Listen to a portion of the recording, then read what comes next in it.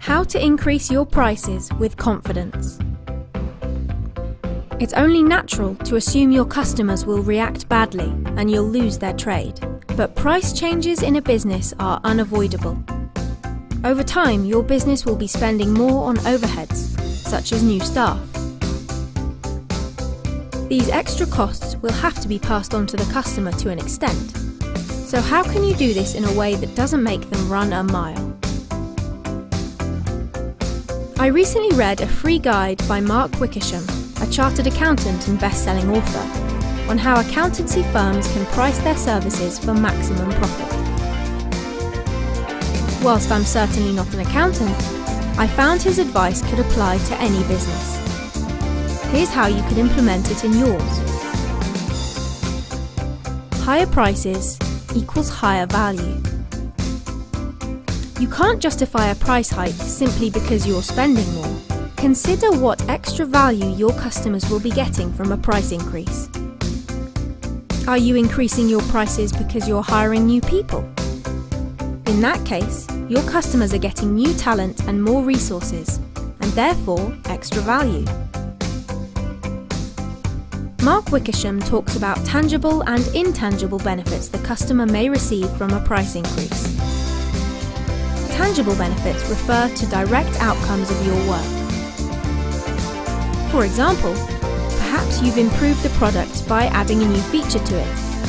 That's undoubtedly a tangible benefit, and a customer would likely expect to see a price increase.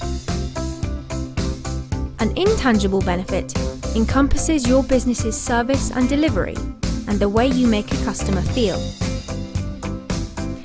For example, investing in customer service training for your employees is an intangible benefit.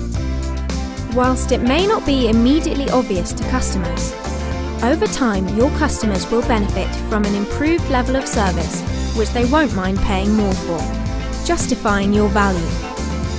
It can feel difficult and sometimes uncomfortable to explain your pricing structure. This shouldn't be the case. If you don't have confidence in your prices, then why should anyone else? Go through each product or service and think about why each price is what it is. Then go through the same process with your employees.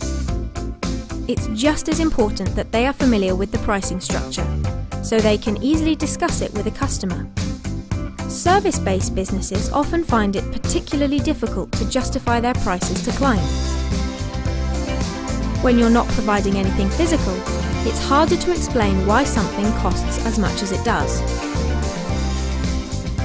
It all comes down to value. The value of your time, the value of your experience, and the value of your skills.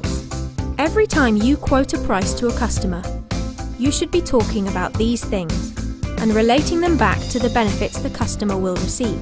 Wickersham discusses linking phrases, or turning features into benefits.